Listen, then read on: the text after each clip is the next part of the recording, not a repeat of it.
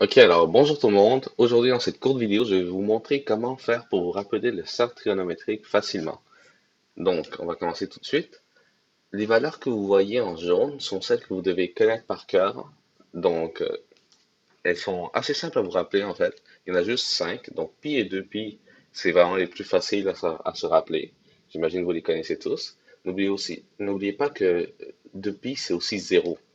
Et pour pi sur 3, pi sur 4 et pi sur 6, eh bien, on se rappelle que pi sur 4 va être au milieu car c'est entre 3 et 6.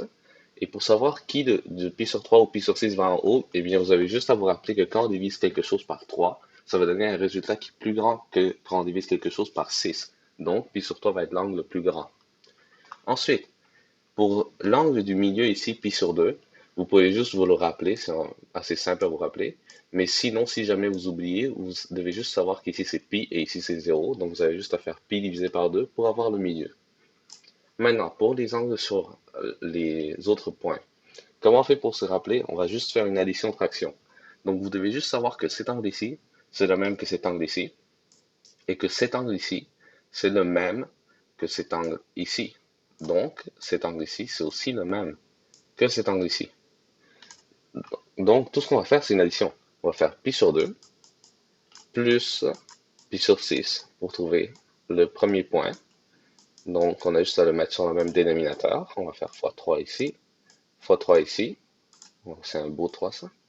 Ça va nous donner 4pi sur 6, qu'on peut ensuite simplifier à 2pi sur 3. Et on a notre premier angle. Ensuite, pour lui, on va aussi faire une addition. On va juste faire pi sur 2 plus l'angle ici, donc pi sur 4. On va encore le mettre sur le même dénominateur. Donc, on va faire x2 ici, x2 ici. Ça va nous donner 3pi sur 4. Donc, on va le noter.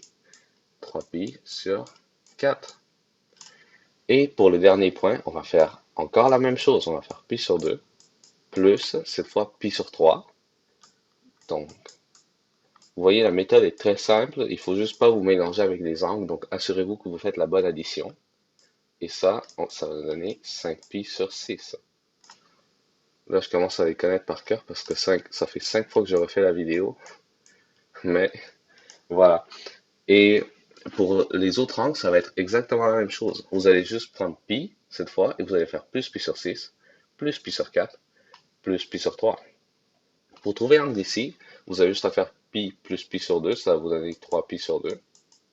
Et vous refaites le même processus. 3pi sur 2 plus pi sur 6, 3pi sur 2 plus pi sur 4, 3pi sur 2 plus pi sur 3.